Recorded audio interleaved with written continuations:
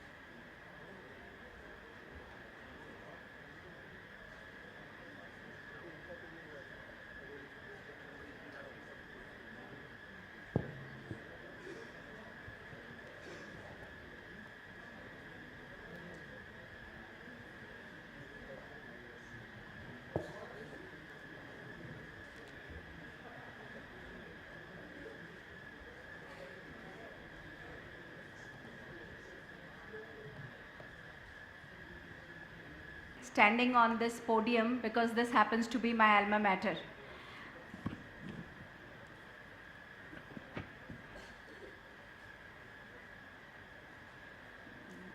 This is not working. So the first, this is about radiation safety aspects pertaining to the female patients and the staff working in radiation oncology and with various specialties of radiation. First of all, I would like to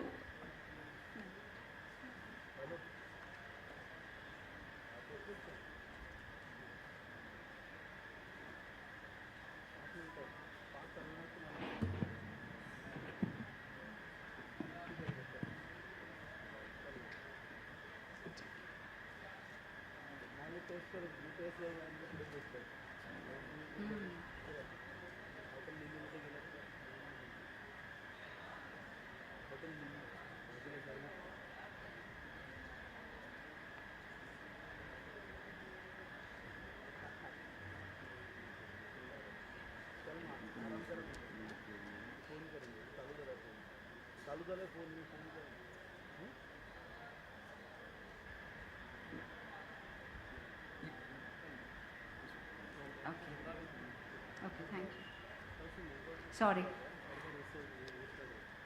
So today I bow down to pay my homage to one of the greatest scientists ever born, Madame Curie. We owe a lot to her for our professional existence and the humanity for her contribution towards the cure of cancer. Incidentally, few of you might even know that she shares her birth date, that is 7th November, with another great physicist, an Indian physicist, Mr. C.V. Raman, known for Raman effect.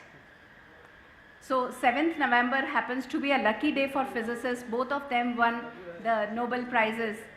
So anyone having birthday today may crack another Nobel Prize. So coming down to the slides again, many organizations in the world are committed to gender parity. An increasing number of women are working in the field of radiation medicine and in industries dealing with the radiation. So we have to analyze in what situation the exposure has occurred. It could be background, it could be occupational, a planned radiation, or an accidental radiation exposure. Women patients may be exposed to radiation in various specialties of medicine pertaining to the patient care. So it may range from the radiology, radiation oncology, nuclear medicine, interventional cardiology, and even dentistry. So, this is the graph which shows that with increasing age the risk increases. So does radiation depend on danger, on the gender? The radiation induced changes, are they more significant or hazardous in the females? That is what we are going to see in the next few slides. So the health status of men versus women and boys versus girls can be significantly different by virtue of differences in their gender. This is true regardless of any exposure to radiation. The female breasts are more sensitive to ionizing radiation than the male breasts, and the risk for radiation-induced breast cancer in men is practically negligible.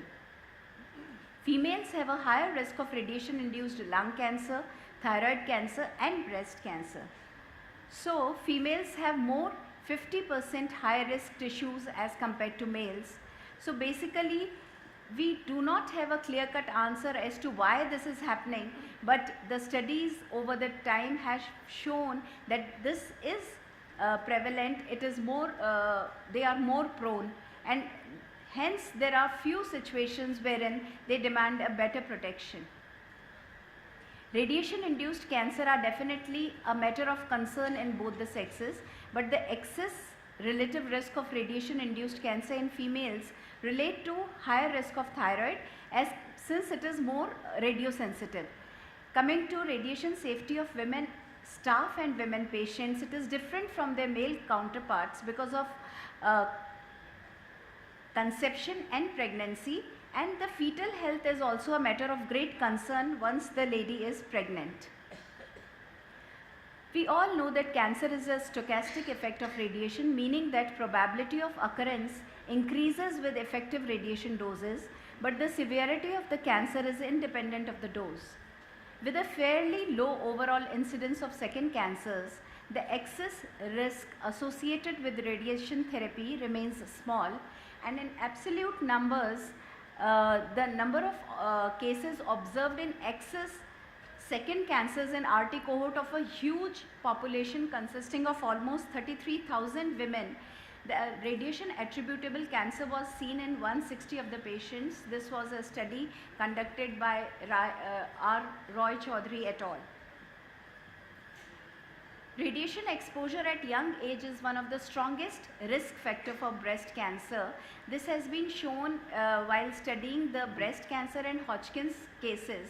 And the germline mutation in genes involved in the DNA damage, their repair pathway may render women more susceptible to radiation-induced breast cancer. Similarly, Preston and colleagues show that the increased risk is directly proportional to the radiation dose received and inversely related to age at irradiation. For women exposed at the age of 25 years, the age of 25 years, the excess relative risk per gray was estimated to be 1.8. Coming to the mechanism of action, the DNA double-strand breaks most biologically significant lesion by which ionizing radiation cause cancer, and they cause at a rate of 35 DSBs per cell per gray and removes a portion of epigenetic markers of the DNA which hence regulate the gene expression. Most of the induced DSBs are repaired within 24 hours after the exposure. However, 25% are repaired incorrectly, and they lead to ultimately mutant changes, and the cells that are exposed to 200 milligray die within 4 days after the exposure. A portion of the population possess a flawed DNA repair mechanism, and thus they suffer a greater insult due to exposure to the radiation. Coming to the dose-response relationship, the linear no-threshold hypothesis is accepted by the ICRP and regulations around the world. According to this model, about 1% of the global population develops cancer as a result of natural background radiation at some point in their lifetime. The linear no-threshold model assumes a curvature at the moderate doses. This is the one in bold is the linear no threshold curve, and but linearity at the low dose or low dose rates.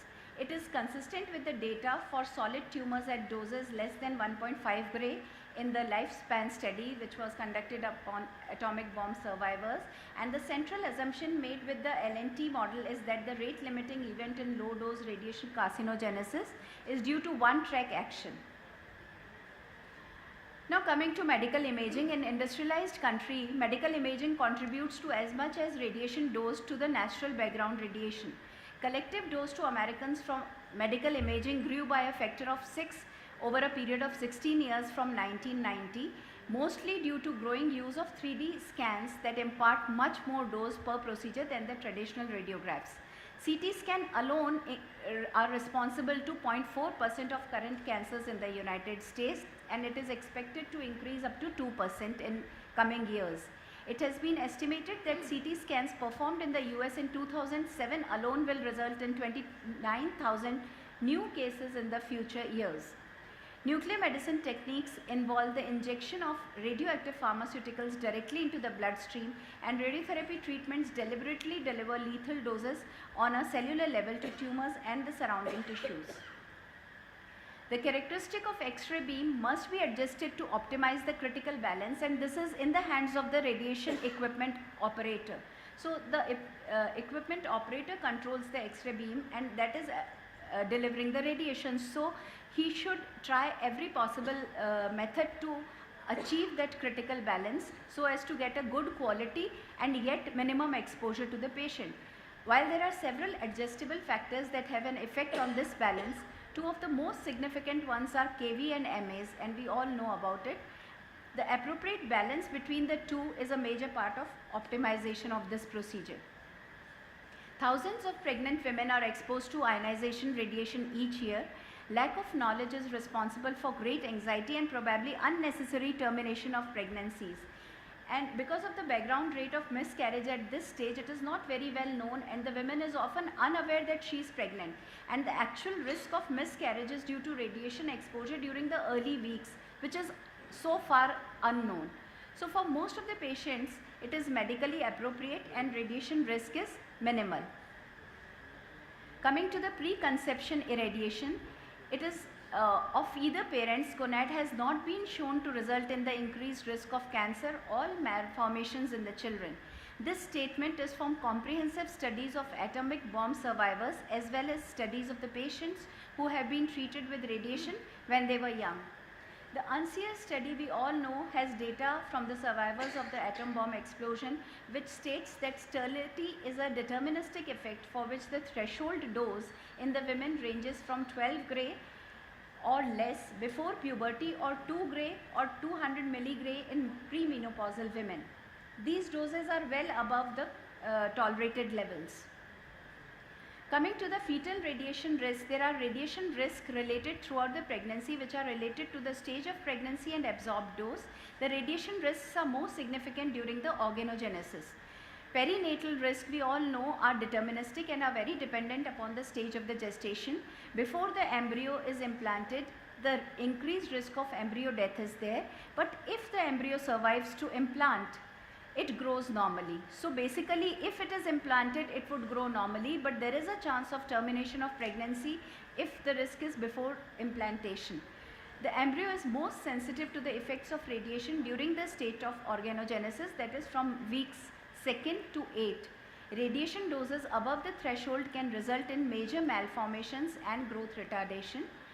8 to 15 weeks growth retardation and severe mental disability, and after 18 weeks it is mental disability and decrease in the IQ. The stochastic risk associated with perinatal radiation exposure is an increased risk of childhood cancer.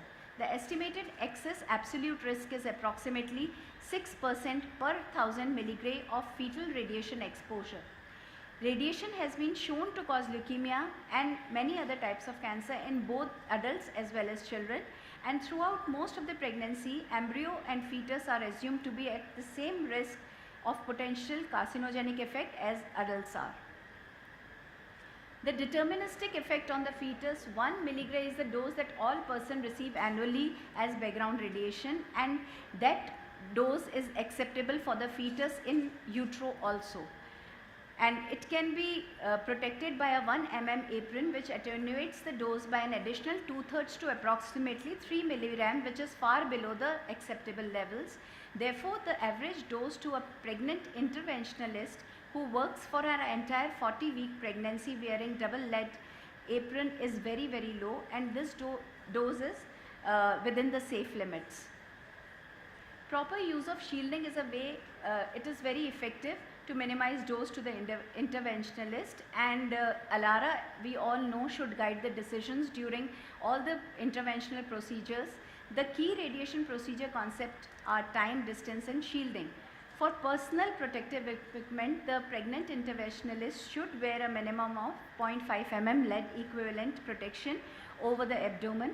The ideal configuration is a lead skirt that overlaps the vest in the front.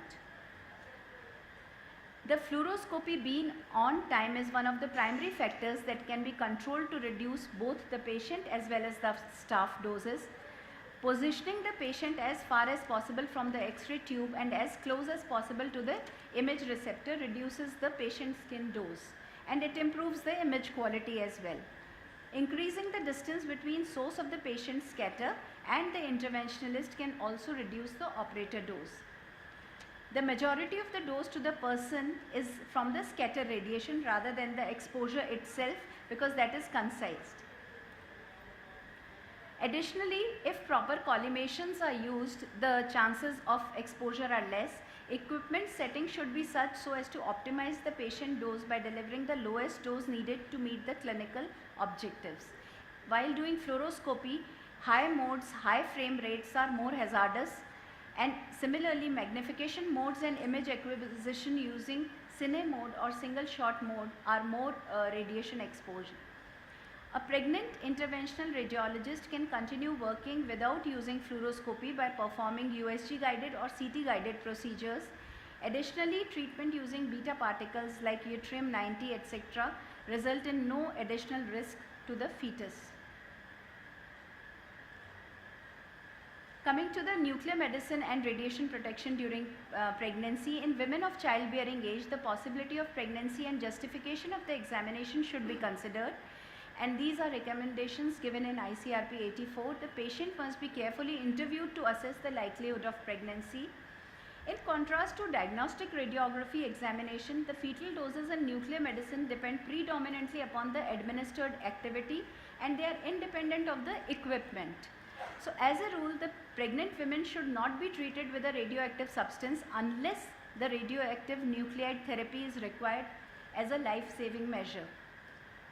The patients are advised not to become pregnant for at least 6 months after the radiotherapy with radioiodine to ensure that the hyperthyroidism or cancer is controlled and that radioiodine is not going to cause hypothyroidism in the fetus. It is also based upon the fact that ICRP has recommended that enough radioiodine should be cleared to ensure that the unborn child should not receive an excess of 1 milligray.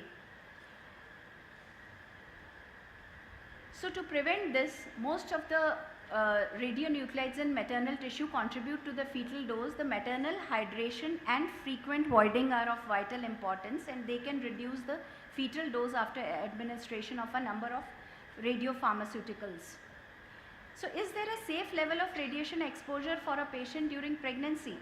Dose limits do not apply for radiation exposure of patients, since the decision to use radiation is justified depending upon the individual patient's situation. When it has been decided that a medical procedure is a must, the procedure has to be optimized. This means that the condition should achieve the clinical purpose with appropriate dose, and the safe limits are determined only for the staff and not for the patients in such situations.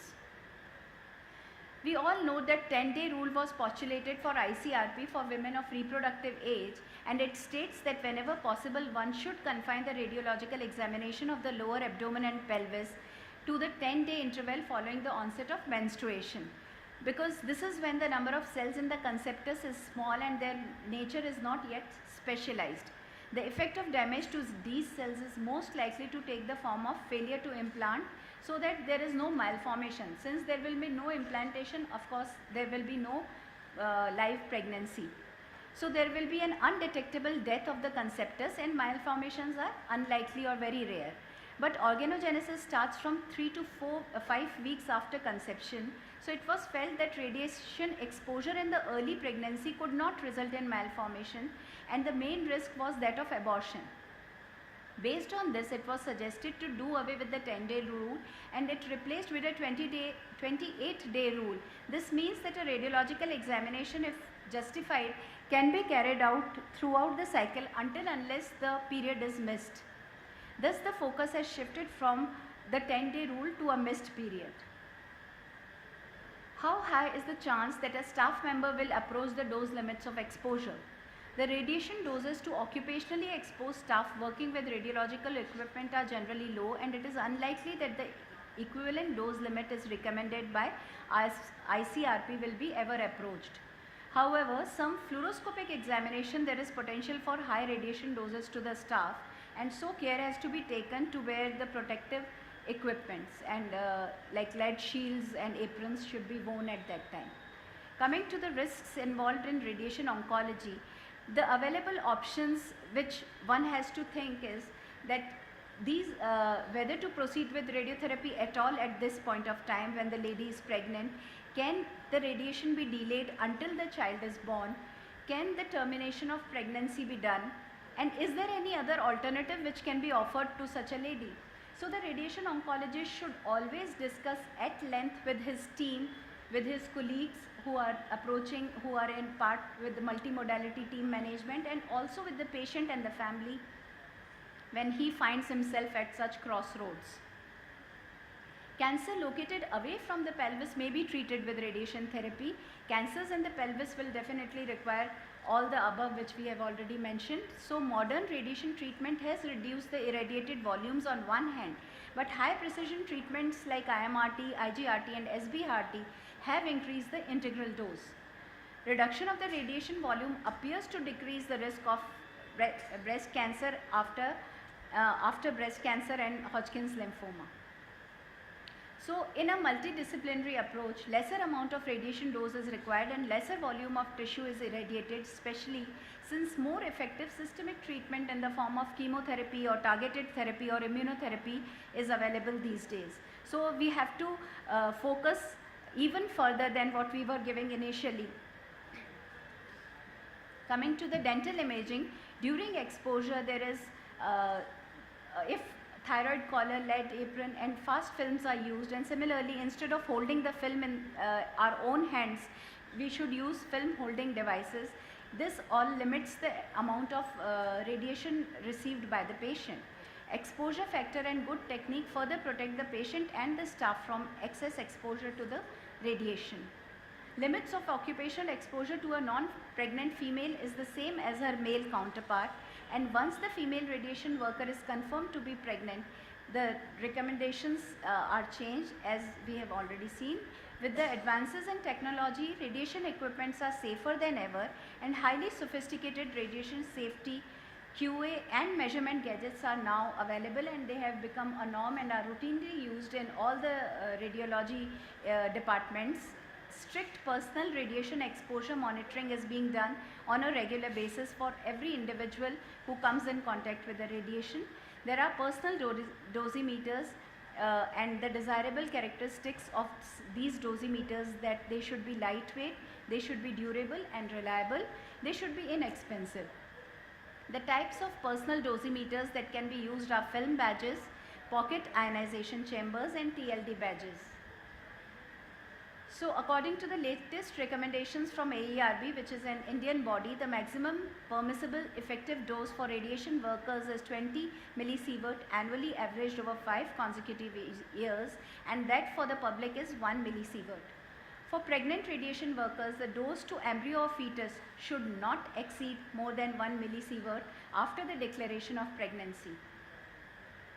To conclude, how should we finally protect the staff and ourselves?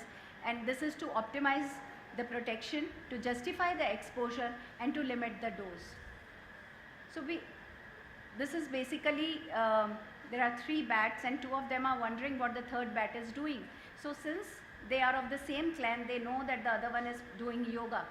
So we as radiation workers can understand our problems better and situations better than anyone else. So it is we who have to be vigilant about our own safety and safety of our patients. Thank you.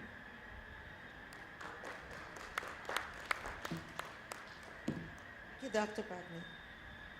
Are there any questions for Dr. Patni?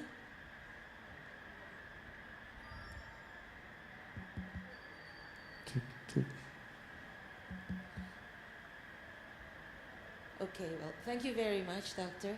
You were definitely within the time limit of 30 minutes. Thank you.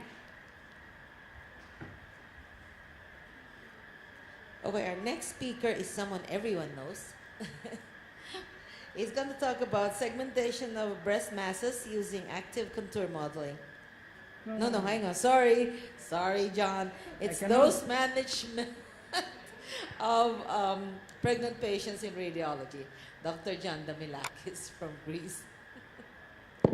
Thank you, Agnet, for the introduction.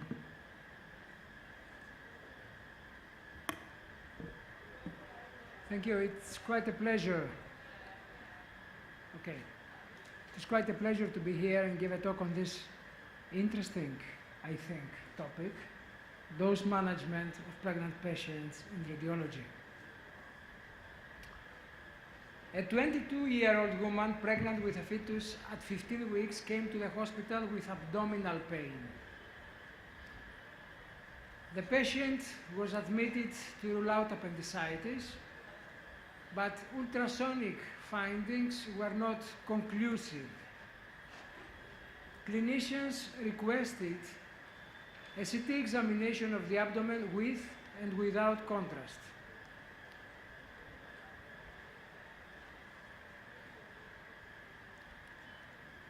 A young female patient underwent a cardiac ablation procedure and the total fluoroscopy time was 42 minutes.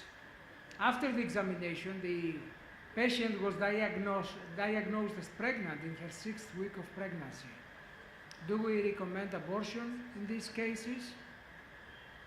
I hope that after this presentation we will be able to address these questions. So pregnant patients are exposed intentionally for their benefit or accidentally during the first post-conception weeks. These two cases are distinct cases. Our actions before, during, and after the examination should be different. Therefore, I'll examine them separately. First, I will examine intentional exposures and a program for the management of pregnant patients who require an X-ray examination includes justification of the examination, communication with the patient, and optimization of the exposure. So, justification of the examination is an important part of the program, and I think we all know the basic principle of justification. We weigh benefits and risks, and if the benefits outweigh risks, then the examination is justified. This means that to justify an X-ray examination, the risks to the unborn child should be known. Conceptus risk is a function of two variables, of two parameters, conception age and conceptus dose. Therefore, before any conceptus risk evaluation, we should answer two questions. What is the conception age and what is the estimated conceptus dose? The first question is easy. Gynecologists can provide the answer. The second question is not always easy. It is not always easy to estimate conceptus dose. Fortunately, a detailed dose assessment, embryo conceptus dose assessment, is not needed. A detailed dose assessment is not needed if the patient is less than 2 weeks post-conception. Later on, we'll develop the relationship between biological effects of radiation and conceptus age. Radiation during the first 2 conception weeks will either terminate pregnancy or the conceptus will recover completely. Also, a detailed dose assessment is not needed if the embryo or fetal dose is low. But how low is this low conceptus dose? According to the international and national recommendations, doses below 10 milligray, conceptus doses below 10 milligray are considered low doses.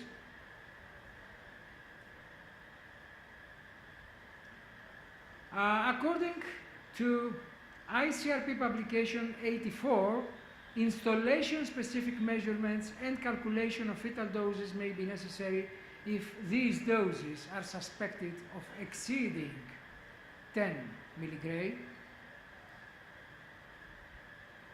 Doses below 100 milligray to the embryo or fetus should not be considered a reason for terminating a pregnancy, and above 100 milligray, abortion might be considered, especially if the exposure took place during the first trimester, when the embryo is more sensitive to radiation.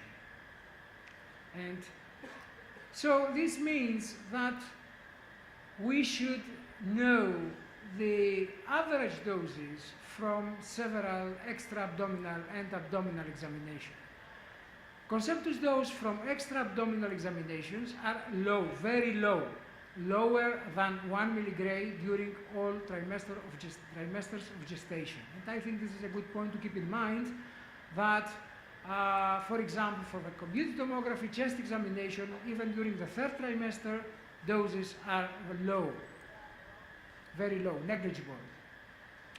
Now, clinical conditions that involve indirect exposure of abdomen, for example, pregnancy and pulmonary embolism, the dose to the conceptus from a nuclear medicine study is lower than 2 milligray, from CTPA, CT pulmonary angiography study, lower than 1 milligray. Nevertheless, the nuclear medicine ventilation perfusion study is the first choice, because the dose to the breast from computed tomography, to the mother, to the breast, from a chest study is relatively high. Other examples, well, this kind of information is not very well known. So this is a survey performed. This study was published in Radiology, and it was a survey on CT pulmonary angiography versus ventilation perfusion scintigraphy in pregnancy. The authors concluded that there is a lack of knowledge of fetal dosimetry in the imaging of pregnant women suspected of having pulmonary embolism. Let's move now to the dose from abdominal X-ray examinations. The dose from an abdominal radiography examination is about from 2 to 3 milligray. From a intravenous urography, about 10 to 15 milligray. Barium enema, 15 to 20 milligray. Computed tomography, about 30 milligray. Of course, these are average values, typical values, and the real dose to the embryo or fetus may vary considerably, depending on many, many factors, as we all know, the exposure parameters, algorithms, positioning of the patient, and so on and so forth. And clinical conditions now that involve direct exposure of the conceptus, pregnancy and appendicitis, pregnancy and ureteral stones. The dose to the conceptus from computed tomography is about 30 milligray. So the obvious question to us as medical physicists is, how can we estimate conceptus dose?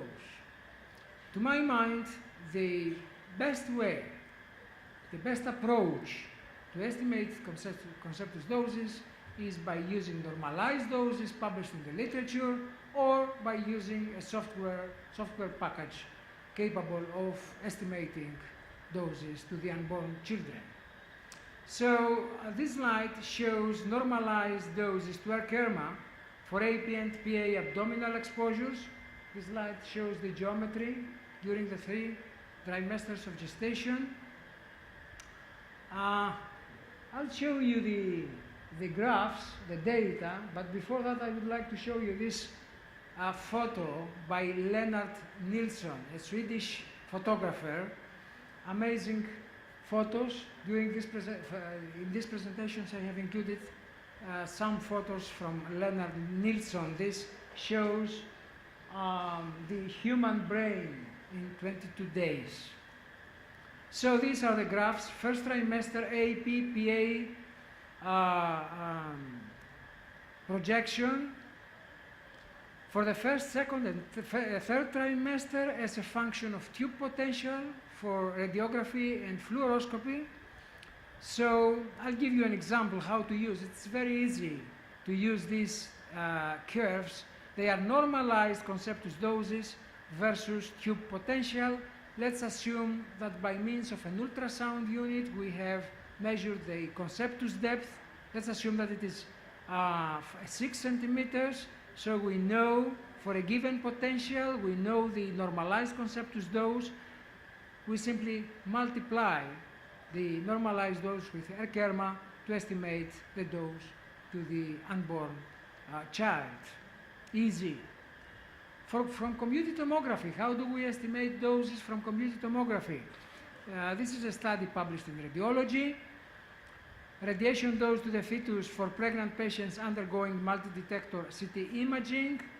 This study is based on patient models. The authors created 24 patient models from image data from patients who had pregnant patients who had previously undergone clinical indicated CT examination. So this is an early gestation and a late gestation CT image, and you can see the uterus here, the gestation sac, and even the conceptus is visible in this late gestation image. And these are the voxelized phantoms, the patient models, slices from the patient models developed by the authors. And they provide a graph, normalized fetal dose. This is normalized to CTDI. Normalized fetal dose versus perimeter of the mother. So it's easy. You measure CTDI and you multiply with normalized fetal dose to estimate conceptus dose. And of course you have to measure the perimeter, the maternal perimeter. This is the equation provided by the authors. We have also estimated we have also developed a method to estimate conceptus during early gestation, during the first 7 weeks of gestation. This is for accidental irradiation. So this study is based on 117 patient models. We utilize cross-sectional data to create patient models. So this is patient-specific dosimetry. And there was a video. Unfortunately, I cannot show it to you. So this study was part of the CONCERT project. CONCERT is an acronym.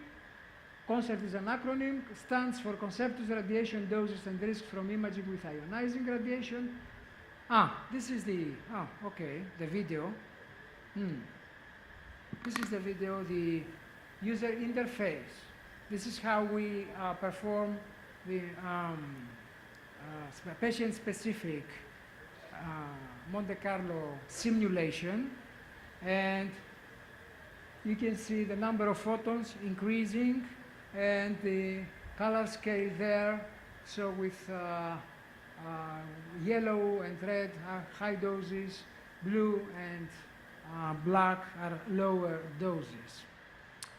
Okay, so our statistics provided a multivariable equation that connects normalized conceptus dose with maternal perimeter and skin to conceptus dose. All you have to do is to measure the skin to conceptus dose, maternal perimeter, all data or all values are normalized to CDTI free NER. So you measure CDTI free NER, multiply with normalized conceptus dose to estimate the dose to the conceptus from this abdominal computed CT examination. The previous methods, both methods published in Radiology, provide data for typical protocols with a fixed scan length. However, it is very usual that modified low-dose imaging protocols are used in radiotherapy. That's why we developed another method. This method has been published in Medical Physics. It is a little bit complicated.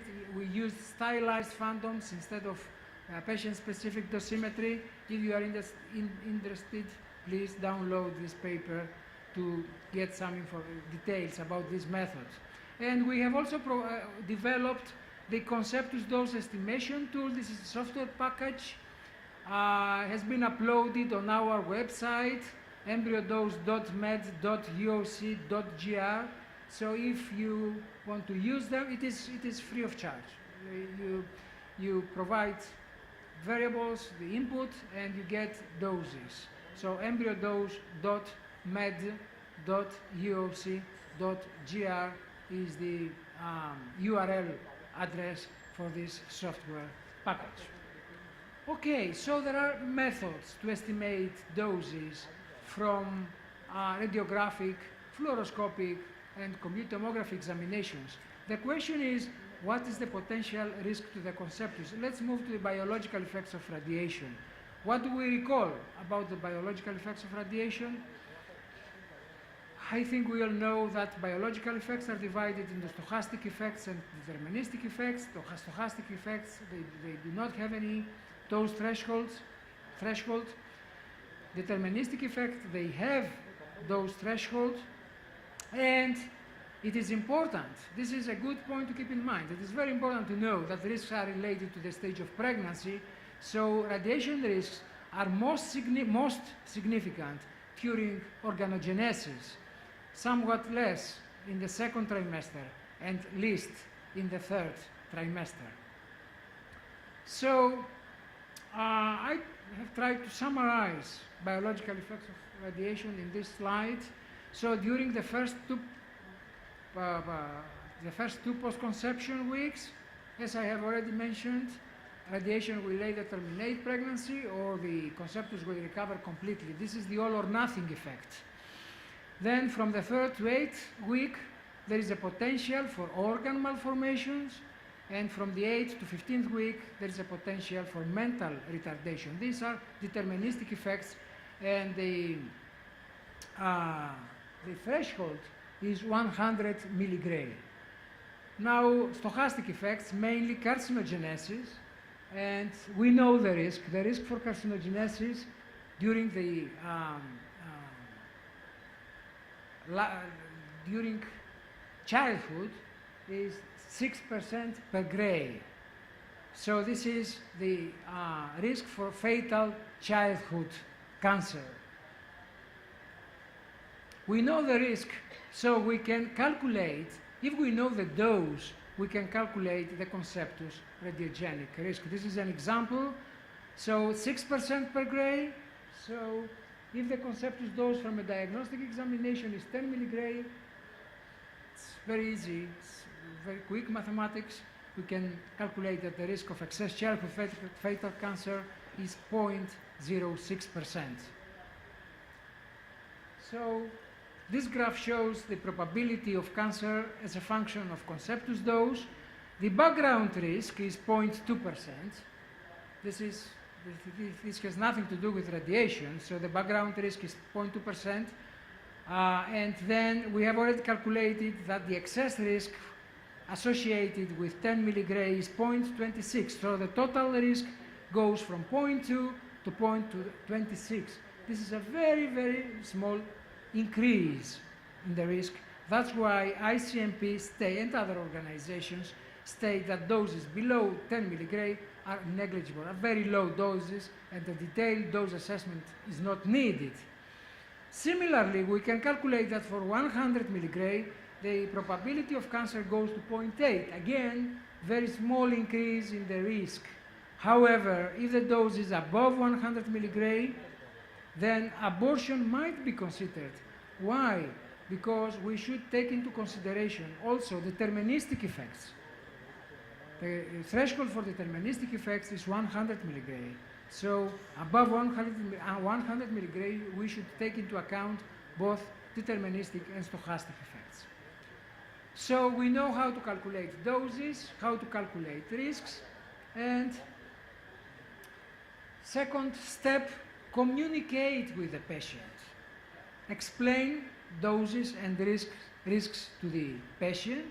Informed consent forms should be available in the radiology department, especially for abdominal doses, exposures. And of course, we as medical physicists, we should report those results, and our report should include a description of the method used to estimate dose, a table presenting exposure data, a table presenting our estimations, values, conceptus dose, measurements, and radiation protection recommendations. And step 3, optimization of the exposure. Optimization is a big chapter in the book of medical diagnostic physics in the diagnostic radiology. I will only focus on patient centering and automatic exposure control. An important question is, do we activate automatic exposure control when we carry out examinations to pregnant patients? The answer is yes. We have found that automatic exposure control should be activated during all trimesters of gestation because the dose to the conceptus is decreased. And also patient centering is very important. Okay, second part, accidental exposures. Accidental exposures is a difficult situation. The patient care becomes patient's care. What's the frequency of accidental exposures? We don't know exactly. One study shows that 1% of women of childbearing age who underwent abdominal radiographs were unknowingly pregnant in their first trimester, and another study in trauma patients showed that 3%, about 3% were pregnant, and the unidentified pregnancy rate was 0.3%. During our concert project, we performed a survey.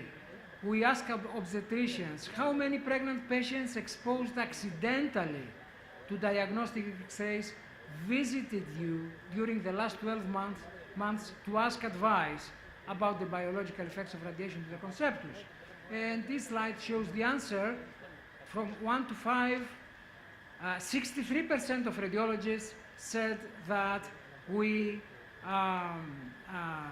that 1 to 5 pregnant patients exposed accidentally to diagnostic X-rays visited me during the last 12 months. So it is a high percentage. And 4% said 5 to 10, 2% 10 to 15 patients exposed accidentally visited me during the last 12 months. So this is an issue. A number of physicians recommend termination of pregnancy following any X-ray examination. There are accidental exposures, and the study shows that 40% of family physicians and 70% of obstetricians recommended abortion for women exposed to diagnostic X-rays in early pregnancy. And this is the other side of the problem. A number of physicians do not perform any X-ray examinations because they fear radiation, despite the fact that the radiogenic risk for fatal childhood cancer is 0.06% if the embryo dose is 10 milligrams. It's very low, it's negligible. And that's why many radiologists, they do not perform any examinations to pregnant patients. This is also part from our survey. How many pregnant patients are subjected to diagnostic X-ray examinations in your department every year? Almost 50% said 0. They don't see any pregnant patients in their departments. So an important question is, how can we avoid accidental irradiation? The previous speaker provided information, so I will be very brief. According to the ICRP publication 84, investigation of the reproductive status of young female is needed prior to X-ray imaging, and it is prudent to consider as pregnant any young women presenting themselves for an X-ray examination at a time when a menstrual period is overdue or missed, unless there is information that precludes a pregnancy. And also posters should be in the waiting area and other areas of the radiology department, not only in radiography, but also in CT and interventional fluoroscopically guided procedures. Please inform the staff before your X-ray examination if you think you may be pregnant. So, messages to take home. The most important message is avoid accidental irradiation. Screening, proper screening is needed to avoid accidental irradiation. Evaluate doses, especially for abdominal studies. This is very important. Doses and risks. And of course, communication with the patient is very important. The patient should be informed about benefits and risks. Conceptus doses below 100 mg should not be considered a reason for abortion. This is a very, very important point to keep in mind. Examinations that are associated with diagnostic radiology, interventional radiology examinations that are associated with doses higher, conceptus doses higher than 100 mg are very rare. So this means that abortion due to a diagnostic X-ray examination or due to a fluoroscopically guided procedure is not justified in the vast majority of cases. Thank you.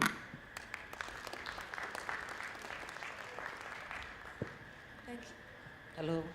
Thank you, John. That was a very, very informative talk. Are there any questions for Dr. Damilakis? Yes, please.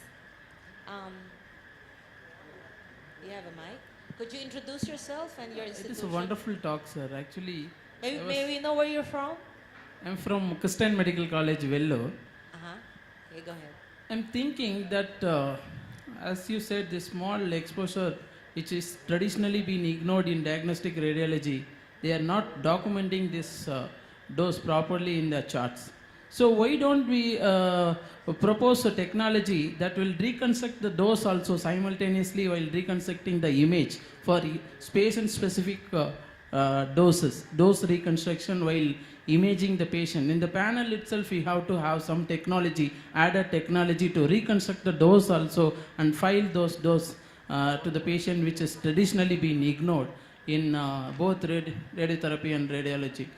I'm not sure I understand your question. So you say that you're saying that we cannot, tabulated data are not useful because doses vary considerably. And what's the alternative? We are saying this dose is low. How the magnitude and the frequency is less as far as this radiology dose is concerned, but we are not documenting that dose properly. Yes, we are using right. CTDI alone. You are right. You are Yes. right. That's why we have to, especially if conceptus doses are above 10 mg, a detailed dose assessment is needed. And if it is an accidental exposure, then a recreation of the event is needed because it is an accidental exposure. So in other words, for pelvic examinations, detailed assessment of conceptus dose is needed. And we have the methods, we have the software packages, so it's, of course, all is needed is expertise. Yes, in radiotherapy also we used to take images for pre-treatment verification. Those also not been recorded, which is traditionally ignored. Till now this is a practice which is followed in radiotherapy also. Majority of the centers were ignored these imaging doses. So we need to consider those also. From your presentation I have... Radiotherapy is another story, of course. And but I do agree with you that imaging in radiotherapy also contributes to the patient and conceptus dose. But yeah, the approach in radiotherapy is different. Requires another presentation. Good afternoon, Dr. John. My question is that, you said above 100 milligray. I cannot hear you. Hello. in your slide or in your talk, you have told us that above 100 milligray abortion can be thought of. Yes. So, is this a chronic or acute dose you are talking about? Well, if you, after an X-ray examination or after a fluoroscopically guided procedure, you estimate that the dose to the conceptus is above 100 milligray, of course this also applies in the case of multiple examinations, yes, because this is your question, I understand. Yeah, within the trimester, if it is going above 100 milligray, then abortion can be thought of. Then abortion might be considered, especially if the exposure has taken place during the first trimester, when the conceptus is more sensitive, more vulnerable to radiation. So this is a slide, right? And sometimes some politically influenced people, relative or people are coming in such situations. Yes. So they ask for the surety, like whether you can assure us that no effect will be seen or something. Yeah. So how can we assure that those kind of situations? Okay, you communicate with the patient properly, and you should take into account political, religious, and other factors before you take the final decision. But I think in this case, it is very important to communicate information to the patient properly, and then the patient must be fully aware of the situation. But again, cases, examinations where the conceptus is exposed above 100 milligray in diagnostic and interventional radiology are extremely rare. Thank you very much, doctor. Any other questions? Are there any other questions? Okay, if none, thank you very much, Dr. Damilatis. A round of applause for John, please.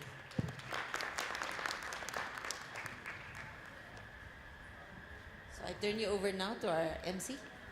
Thanks a lot. Thank you. Thank you, Dr. Nidhi, and thank you, Dr. John, and thank you, Dr. Agneta Peralta. And I would like to request Dr. G. Chaurasia to hand over the memento to Dr. Agneta Peralta. Dr. G. Chaurasia, please come over to the stage to hand over the memento to Dr. Agneta Peralta.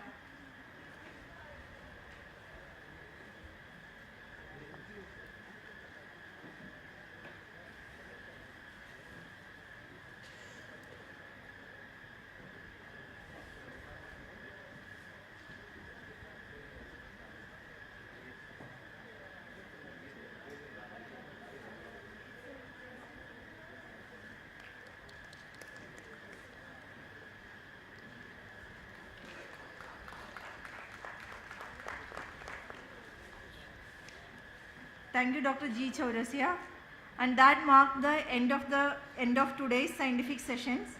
And we will go on with the valedictory function and award distribution.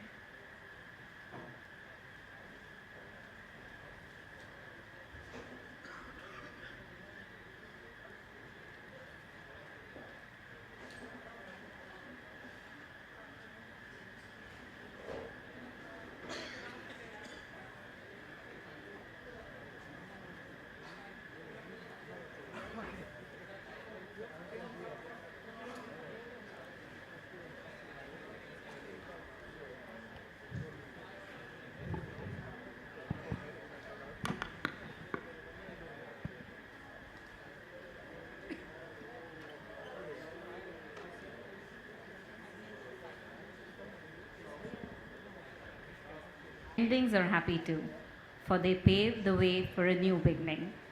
Namaskar and a very good evening to all of you. I, on behalf of the entire organizing committee of AOCMP Ampicon 2017, welcome you all to the valedictory function and the award distribution ceremony. Last 4 days have borne witness to dissemination of immense knowledge and an amalgamation of various cultures.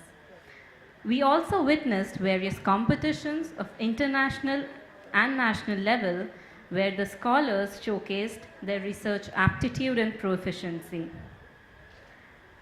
IFOMP has selected delegates from developing nations for travel grants to promote more exchange of knowledge among the IFOMP nations. I would like to call upon stage Professor Tai Suk Soo, President IFOMP, Professor Howell Round, Secretary IFOMP, and Professor Arun Chogle, Organizing Chairman, AOCMP Ampicon 2017, and Vice President IFOMP, to present the grants.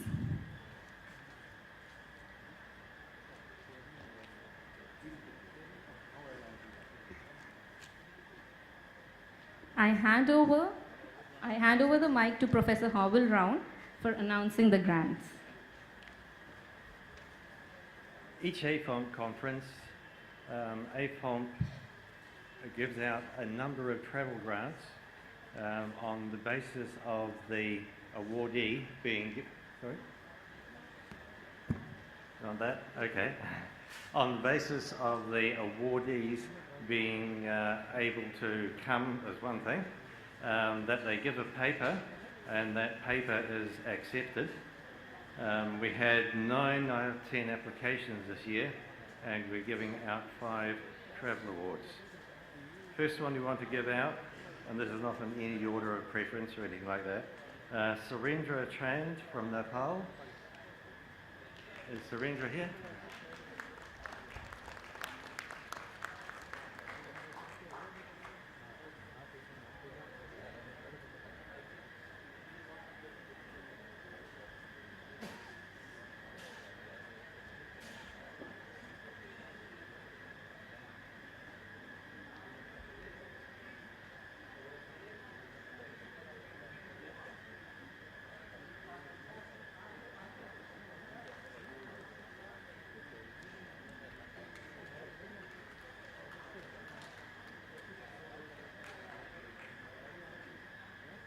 This is one of the good advantages of being a Secretary General. You get to give away money to students every year. It's quite exciting.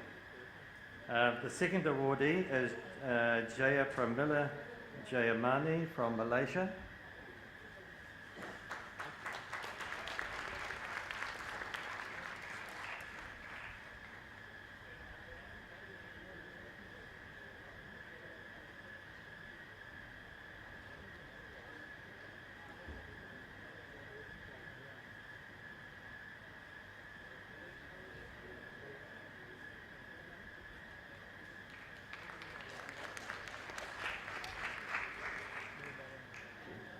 The third awardee is Rafiq Islam from Bangladesh.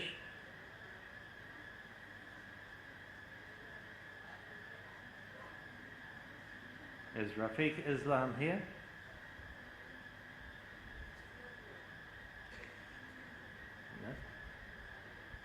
No? No? Okay. Next one is Kamil Afroj Kadir.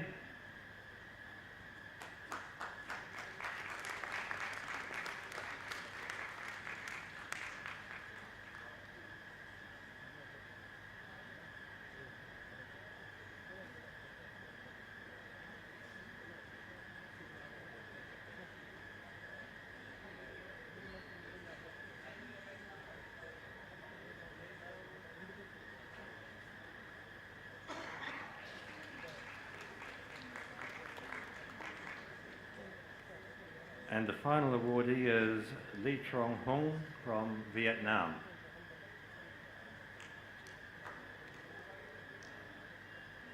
Is Lee Trong Hung here?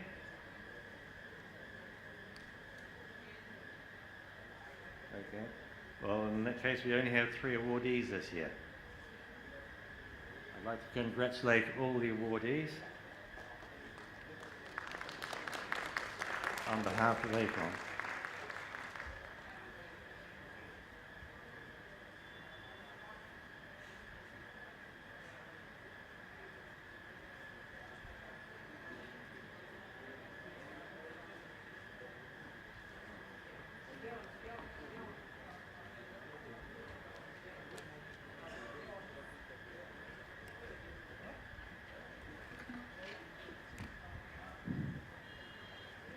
The International Center for Theoretical Physics, ICTP, was a major endorser of AOCMP Ampicon 2017.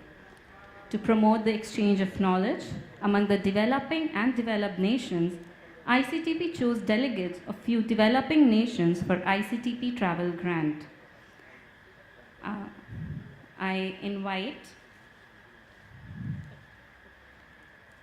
Mr. Hafiz M. Zin from Malaysia to receive his grant.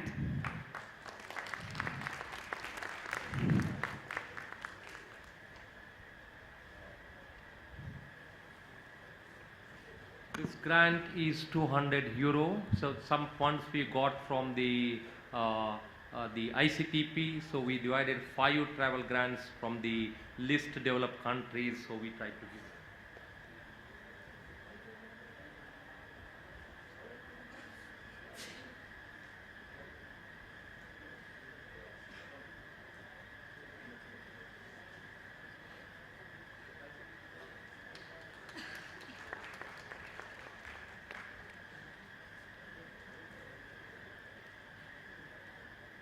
Next, I would like to call upon Ms. Kanchan Adhikari from Nepal.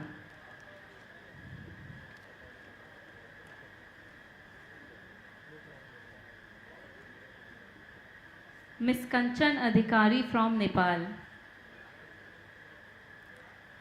I think she is not present here. Anybody can who?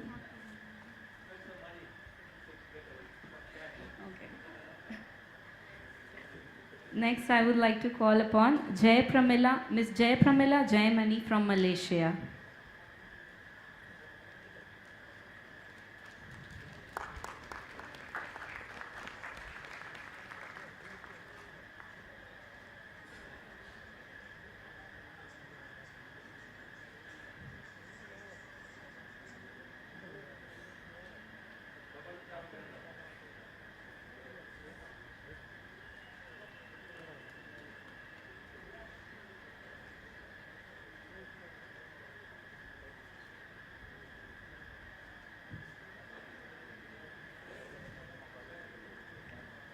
Mr. Surendra Bahadur Chand from Nepal.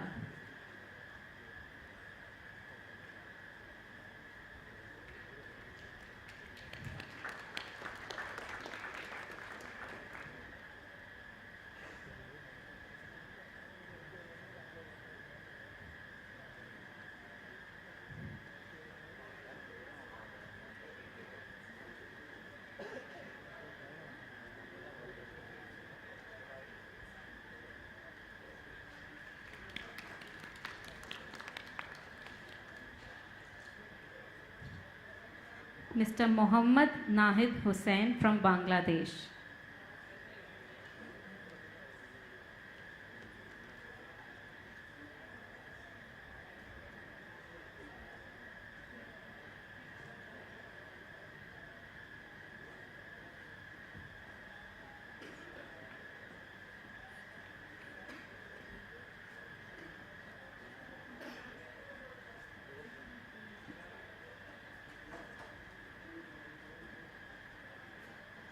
I request the dignitaries to please remain on stage.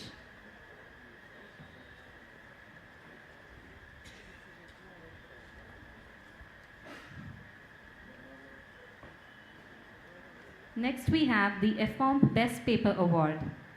Out of over 300 abstracts, 12 abstracts were chosen for the FOMP Best Oral Paper Award. On the basis of the presentation and content, 3 winners have been selected. For the third position, which comprises of $150, and the winner is Naonori Hu from Kyoto University, Japan.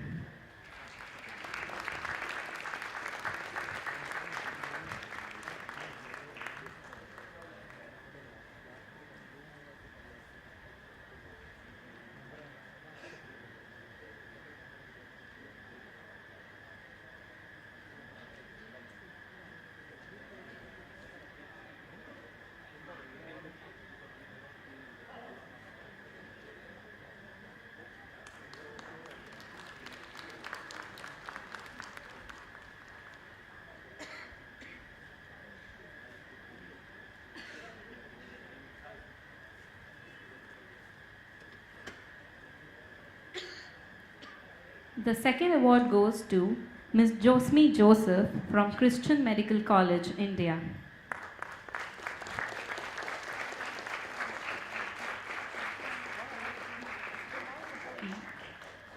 Her senior can collect the certificate on her behalf.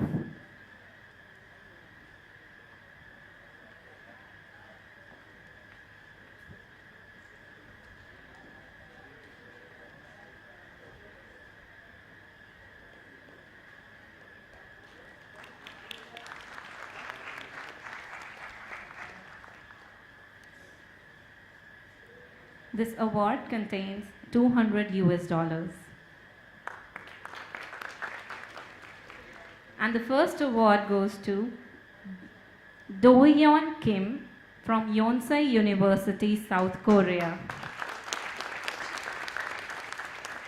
He's being awarded 300 US dollars.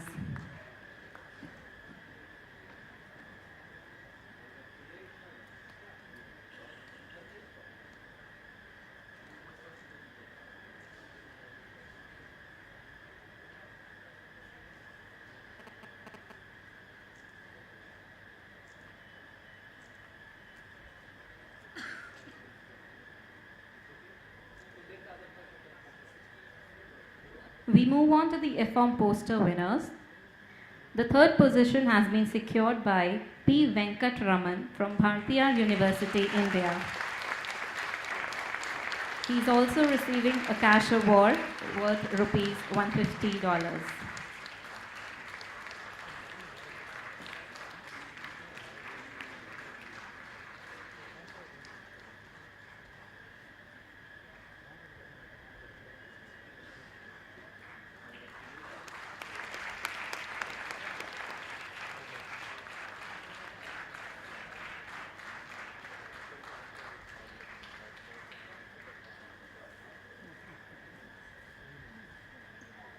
The second position has been secured by Zakia S. Al-Rahbi, University of Wollongong, Australia.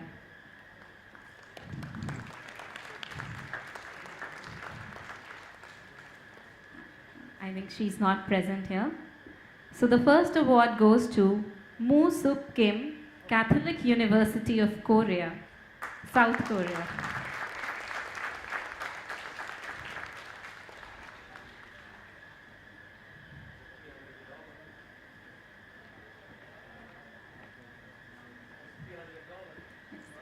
She too is receiving a cash prize of 300 US dollars.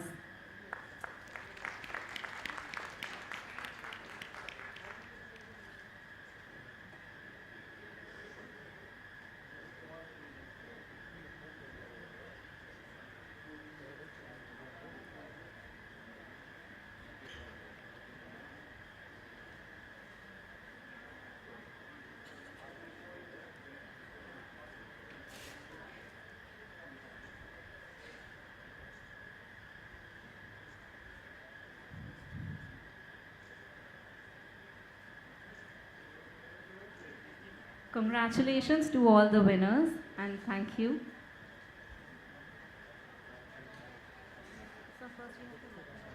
Okay.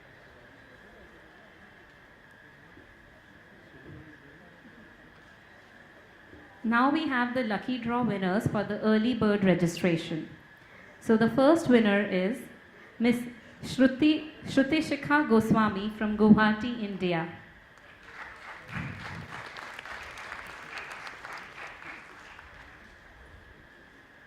Anybody from her institution? Anybody from her institution? There's the early bird registration 200. We picked up the draw and then she got it, so we are giving the cash prize. No, next one. Miss Rifa Katie from Calicut, India.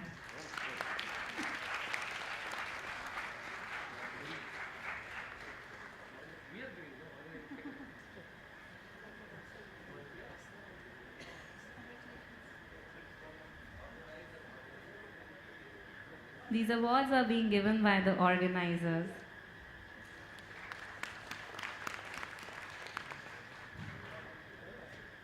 And the first is Miss Rani Maria Anthony from Manipal, India.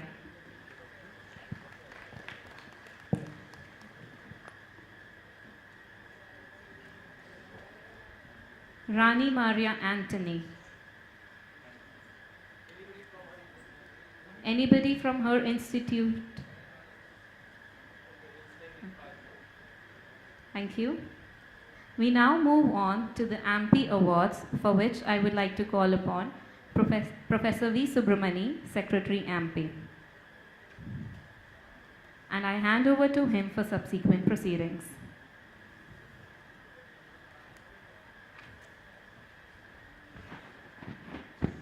Good afternoon to all. As all members are aware, the AMP is giving every year 5 awards excluding the Ramaya Naidu. 1 award is for the best oral paper, the best poster paper, then meritorious medical physics award, and then Dr. M.S. Agarwal Young Investigator Award, and then quiz program for the students. So this year, all the awards will be announced accordingly. No, I just have to, yeah. This year, the best oral paper award goes to the Naveen Kumawat. The paper titled on Development and Validation of a MATLAB software program for the real-time and positioning management gating generated breathing trace. With this award goes with a 10,000 prize award as well. I would like to add that among the papers which have been selected for oral, eligible for the award, less than 35 in all, were shortlisted. Out of that, 12 were shortlisted, highest marks. Then 3 independent judges, full paper assessed, presentation assessed. There were marks distribution. Based on that, confidentially, they have given result to us. And then after that, we are giving the fullest confidentiality, fluorescence, clarity, and transparency has been taken care.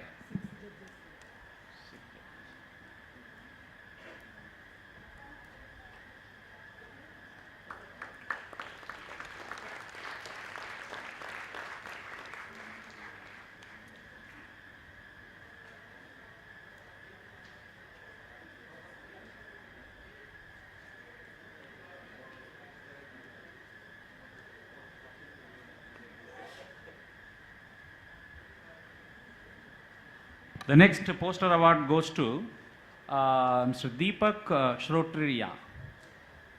The paper titled on the study of effect of pelvic heterogeneities on the rectum dose measurements inside an indigenously developed female pelvic phantom and rando phantom. Mr. Deepak Shrotriya is available here. Anybody from his institution? JK Medical College, yeah, Kanpur. So it's not available. Yeah, I will send it. Then coming to this, Dr. M.S. Agarwal Young Investigator Award. This award goes to Dr. Tirthraj Verma for outstanding research work carried out in the field of medical physics for the year 2017 with a cash prize award of 10,000 rupees. MP has instituted 2 awards. One is Dr. M.S. Agarwal Award and another is a Young Medical Physicist Award. And these are the, again, screening and everything is done, and then by that, after that only we give the award.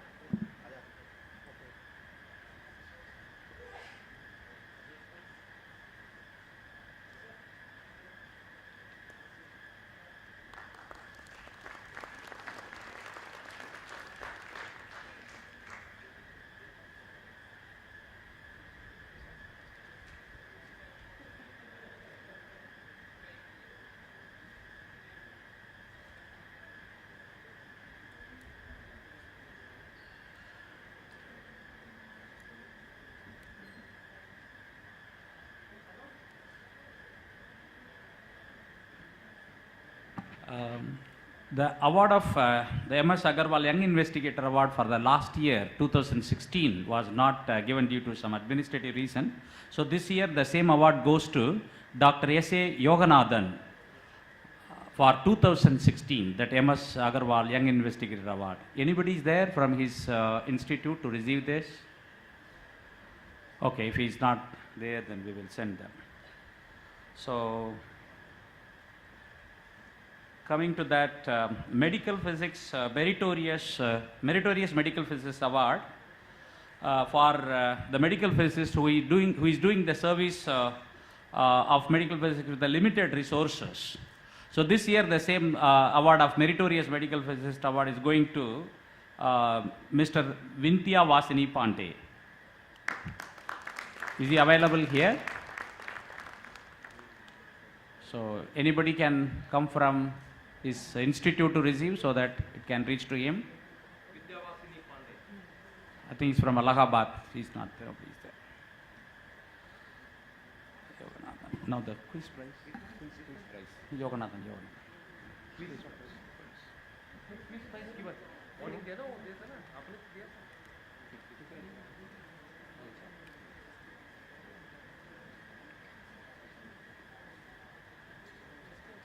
Thank you, sir. Alone we can do so little, and together we can do so much. This AOCMP Ampicon 2017 is an example of this teamwork only. The organizing committee and the volunteers have been ardently working for the last few months to make this event a success. And the event will not be complete without felicitating the back office staff. I would like to call upon Professor Hugh Wykins, President IPEM, and Professor Arun Chogle, Vice President FOMP, and the organizing chairman of AOCMP Ampicon 2017 to felicitate the organizing team. I would like to hand over the mic to Ms. Rajni Verma.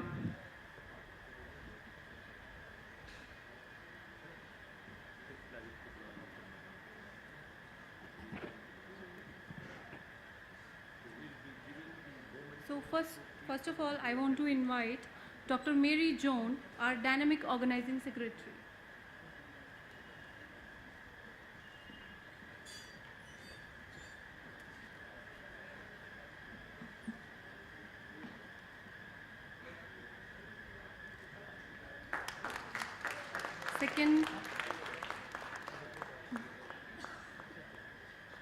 Second, Rajni Verma, Joint Organizing Secretary. The organizing secretary, joint organizing secretary, all are the backbones of the organizing team.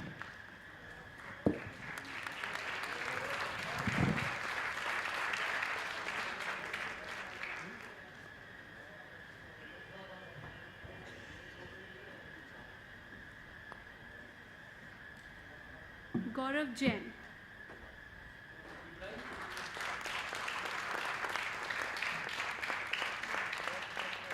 Gurvinder Singh.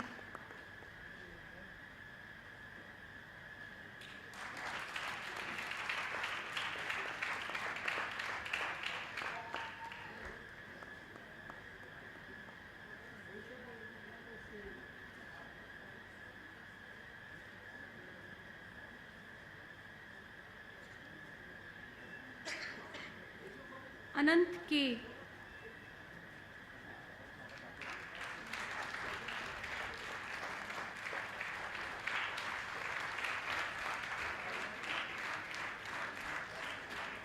Miss Gomati R.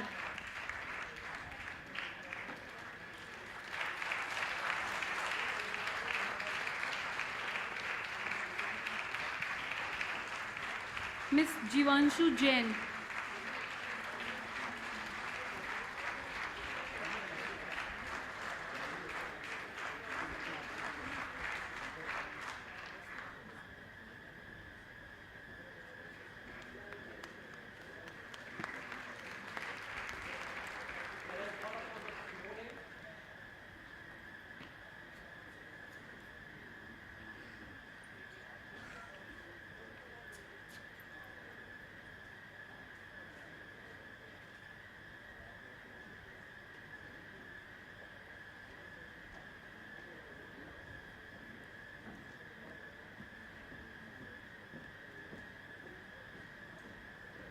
Miss Jivanshu Jain.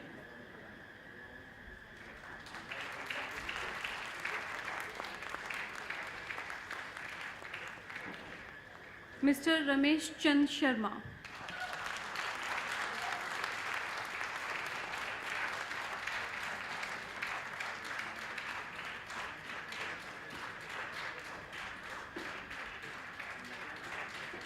Mr. Mukesh Jain.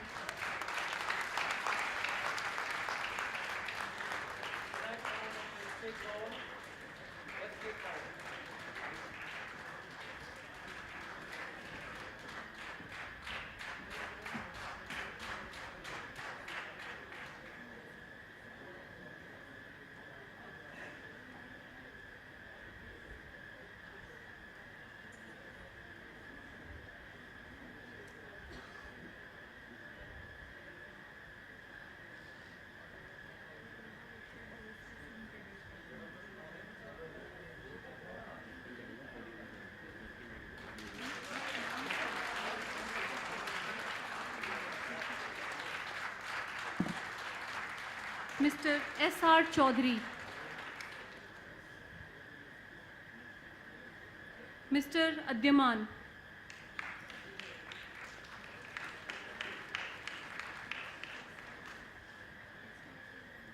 Mrs. Hemlata Adyaman.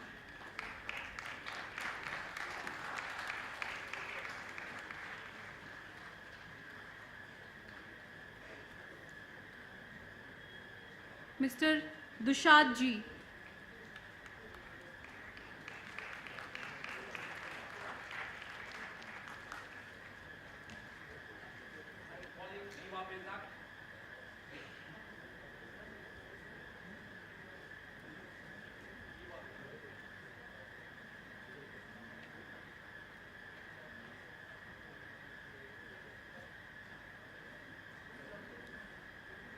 Mr. Ajay Prajapati.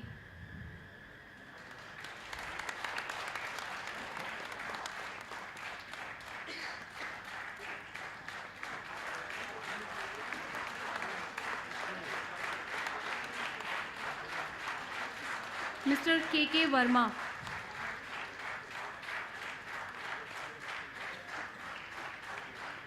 Mr. Subodh Gupta.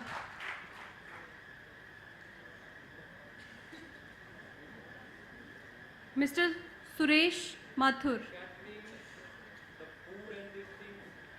Everything has been handled by Suresh Mathur and Dr. Subodh Gupta. Very meticulously, your food and every arrangements.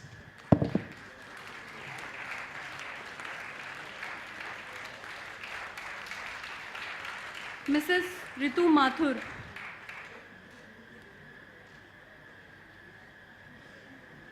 Our IT support head, Mr. Jadeja.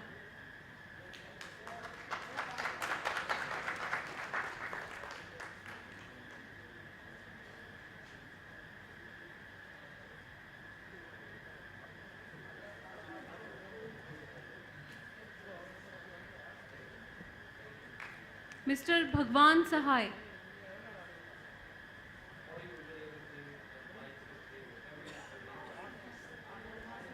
Our printing in charge, Manoj Pathak.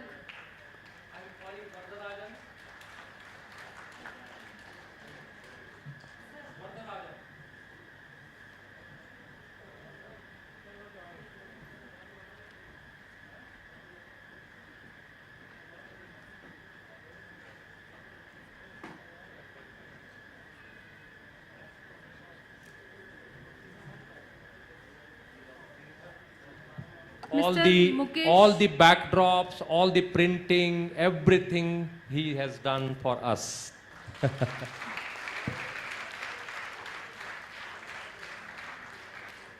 Mr. Mukesh Shukla.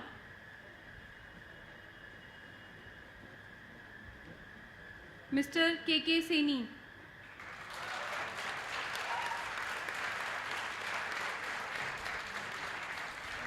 Mr. Baki Bihari Lal.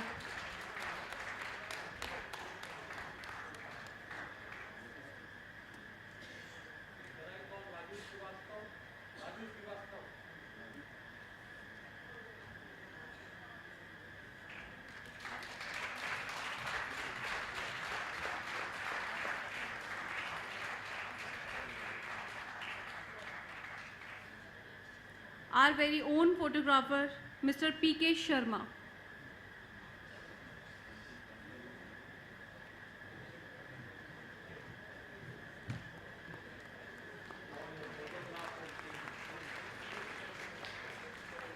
The in charge of the whole Idmp rally, Mr. Arora.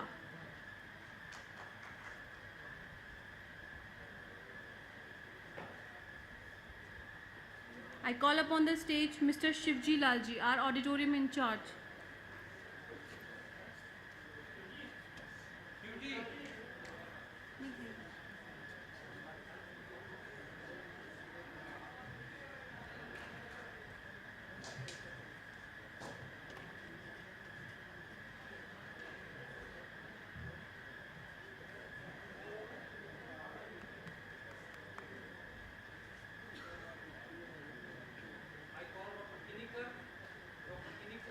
Mr. Deepak, again our auditorium second in charge.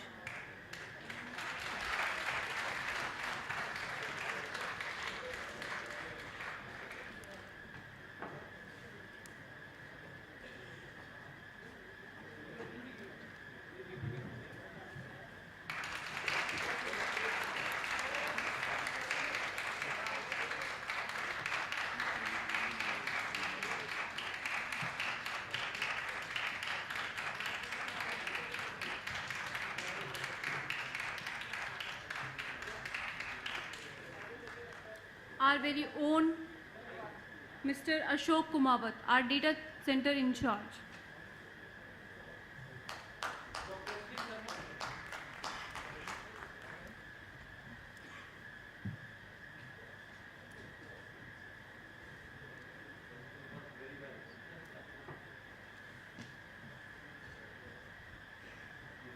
Now I want to call upon the stage our catering head, Mr. Ghanshyam.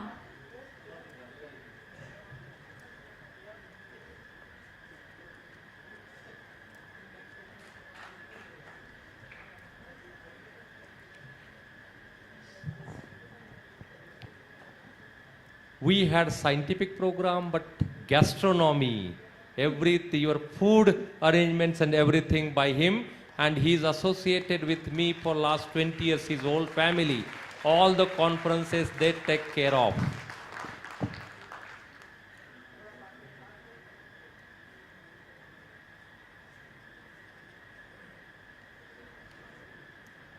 Dr. Rajesh Sharma, in charge of whole inaugural ceremonies.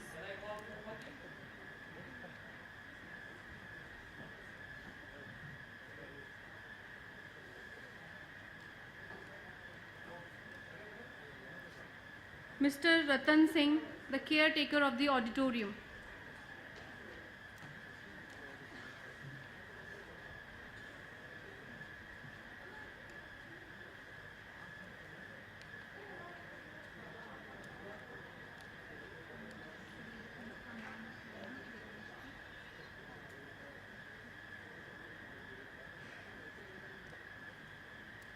The in charge of the whole Idmp rally, head of the self-defense force, Sri Jagdish Prasad.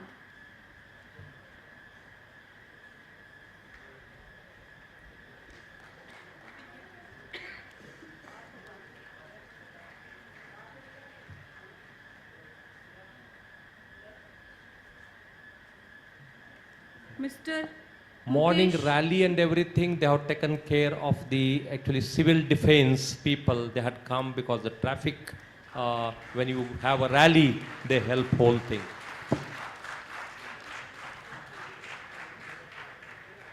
Mr. Mukesh Shuklaji. Dr. Fukuda, Dr. Fukuda.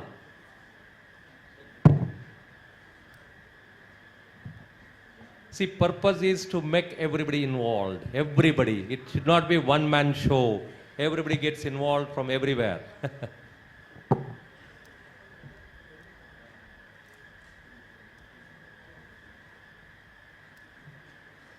Miss Shakshi.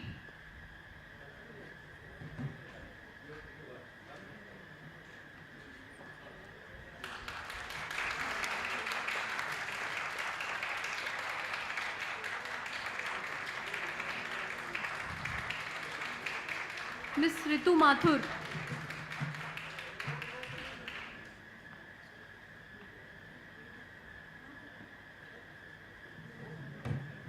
Now I hand over the mic to Professor Arun Chaudhary.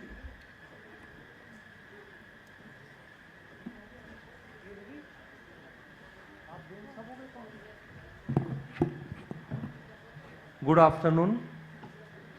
Every good thing has to come an end. This is the destiny. We started for the preparation of this conference about 2 years back, and this last 4 days, hectic things, we met number of people. I could meet some people, I could not meet some people because I was running here and there. Somewhere just I was going and they called me, I said wait or I will talk to you sometime. They might have said that he is very arrogant, he could not talk to me or he don't have time, but I had to arrange the thing. Sorry for that thing, but yes, after these things I will be able to have time for you if you are staying here for interaction, or this is a global world is so well connected, we can connect anytime, anywhere, that is the thing. So organizers have tried their level best to make the arrangement right from the scientific program, the food, the arrangement. Yes, we had some limitations, I told you, and I know, and that was my worry also. Cleanliness, the sanitary, some kind of thing, bathrooms, okay, maybe there, but that I no choice because I cannot go to international conference center, my pocket doesn't permit for that thing. And we did, some might have thought that, oh, being the invited speaker also, he has not waived off my registration fee or something. We thought to give to the youngsters, and that is what award, travel grant and these things we made it. Excuse for me, some might have said, oh, you invited me, but still registration fee. We wanted to encourage the youngster, we wanted to encourage the students. And students, even at the last moment also, they wanted, okay, we don't have money or come here. If less fee, come here, I said. But you attend because this is for you. The show is everything for you. And that is what I tried to do. Society has given a lot to us. It's a time to return back to the society. All the efforts we have done. But I'm sure there will be shortcomings. Some part. Give us the feedback. Whatever be negative, whatever positive, negative things we'll try to improve upon depending upon our resources, depending upon our capabilities, we will try to do that thing. And I will give you the opportunity, I want the feedback also from you, but before I give this opportunity, I thank you all for coming from all the globe to Jaipur with all the inconveniences, that thing. Also, the weather is not in my hand, and unfortunately, generally in November, the weather is to be very, very pleasant. But a day, actually about 10 days back, it was quite good into the afternoon. And I was thinking it will be still better, but suddenly temperature started rising and the afternoon days were little hot. I am sorry for that, I couldn't do anything for that thing that is there. Now, I make this floor open. Anybody want to say anything, good, bad, lacunas, this, that, they can come and tell us so that we can do the thing. Yes, you want? Yeah. Teachers of the teachers, Dr. U. Madhvanath. He had been my teachers and these things because he was in his 84 years old. I will not say old, 24 years. Still energetic, still young, and he travels and he comes. He was Director Radiation Safety at Bhabha Atomic Research Center and also IOMP President. He was the first Indian to be IOMP President. So I give upon to my teacher, Dr. U. Madhvanath.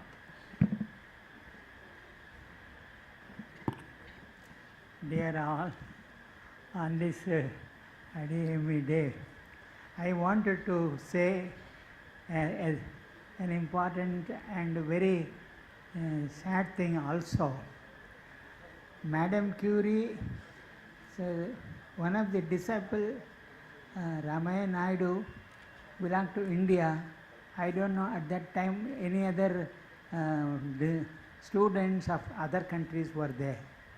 Then we got the radium from her to India also, and I do not know from which country the first radium tubes and needles were prepared. Secondly, we also have used it starting from the radon itself in Tata Memorial Hospital. But later on, when the reactors and the isotopes started coming, and then radium is superseded by the cobalt needles and tubes, subsequently iridium, because the radium with 1006 and half-life, it has to be completely safety in future. It should be kept very much safe, doesn't go to unauthorized people. So I was the person and head of the division in the 80s to collect all the radium needles and tubes from every hospital, including other countries, including Afghanistan, and we have to bury those needles in the BARC along with other reactor waste. So it is a sad burial. They are put it into the cemented this thing, the silos, and that was buried. I am very sorry to do that, but at the same time, I know Mary Curie was not after getting any patent or name or fame. She worked for the people, something which will be useful for the people. She told her daughters also, you do work which will be useful for the people. So she was selflessly working for this, and we have lost her, but her soul will be always there. She will certainly understand why that we had to give up the radium and why we should do, because she will understand clearly these other things are much more safer to be in the environment. Thank you. Thank you, Dr. Madhvanath. Ibrahim was telling me about the photo, that IUMP award photo, so you can come before I forget the things. Everybody can just, okay, you want to say something? By the time you all get up, so Slavik Tobacco want to say something, yeah. Dear colleagues, I just wanted to say on behalf of the International Organization for Medical Physics that this was one of the best International Day of Medical Physics we have had. This was something what was happening only because of you here, of AMPI, and we are all now going back home with new ideas and most importantly with friendship. So this wouldn't be this will not happen without the hard work in the back of the scene. And this is by Professor Chogule, by the team here in Jaipur, and by the AMPI. Could I ask you from all of us to give them a big applause?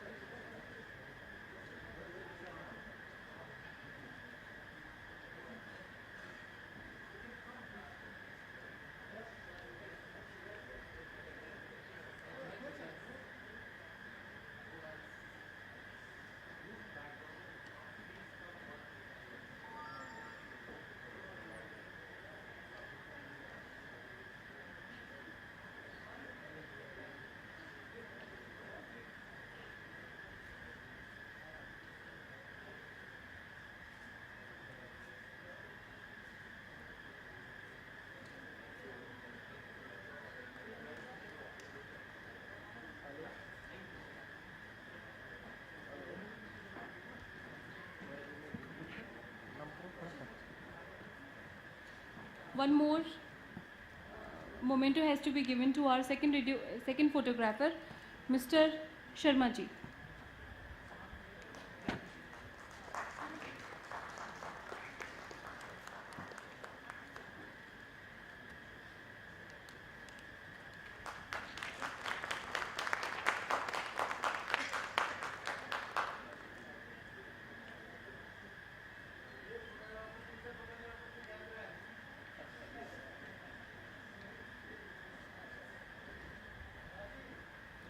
Now, anybody want to? Yes, Professor S.K. Kaul. He was the president of Idmp earlier, and he is from Shere Kashmir, Srinagar. Sher is a lion, and he is like a lion, and his presence and everything will be like that. He will say, "You should be like this, bullets and this thing, let it come, but we should hold on there." That is a Shere Kashmir and very good friend of me, Dr. S.K. Kaul. Thank you very much, Professor Chogle, for these nice words.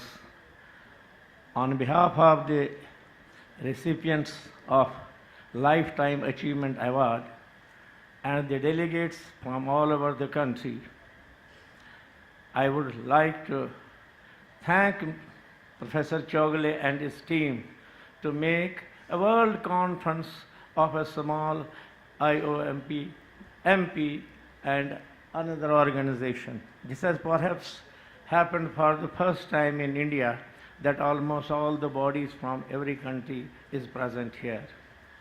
One of the beautiful things about this conference, though somebody must have faced some problems, particularly the sanitation problems, etc., he had the money to spend this in five-star hotels and other things, hire event managers, but he did not do that. He made it homely. He brought us to his second home in Jaipur, where he works for all the last 40 years.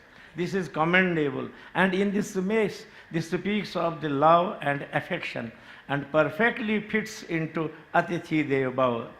When functions are organized in homes, there are difficulties always, because no home in the world can provide the five-star facilities to a guest.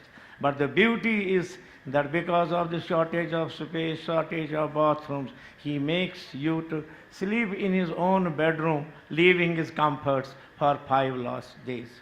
It has been a beautiful experience for me. I must have attended about 38 conferences, all from first day when this MP was instituted till to this date. Why I told him that you have to face the bullets when you are on the dais. Everybody must be remembering here 27/11 event in India. When the whole world was watching, one day prior to that, we had this MP conference at Baba Atomic Research Center, our premier institute, not knowing that something is to fall upon us next day. Once we had an inauguration, evening dinner was there, we learned, I was a president, that there has been an event like 27/11. That was the first time we agreed to have one day conference with our brothers, that is Association of Radiotherapists of India. Late Dr. Dinshaw was the director. So she told me, Dr. Cole, there is some trouble in the Bombay near our venue, that is Worli. So what do I do? I said, Madam, let them do their job. We will also do our job. We should face everything that comes. We should not come to these problems. Next day we had a full conference with both the delegates from radiotherapy and medical physics. The conference was successful, but unfortunately one of our delegates also died. He was in a hotel sitting over there when the militants entered and she was killed. We had a condolence meeting also, but the meeting took place. In India we never bother, as most of you must have seen. Since we cooperate with the host, I saw most of the students having their meals both in the morning and evening, staying on the veranda, sitting on the verandas, others were, they were having fun, they had no problems. We appreciate once again the beautiful team of our professor and the students as well who have been cooperating with him for the last 2 years, I understand. I would request everybody to stand up and have a befitting ovation for our friend, Mr. Chogle, and his team.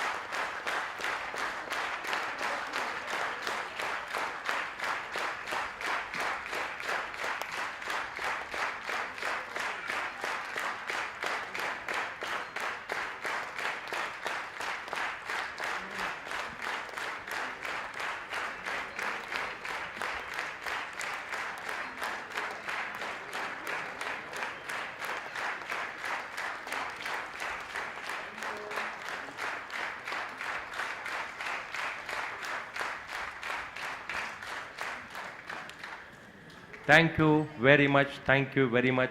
It has given more energy to us, and all tiring will go out for all my colleagues and all.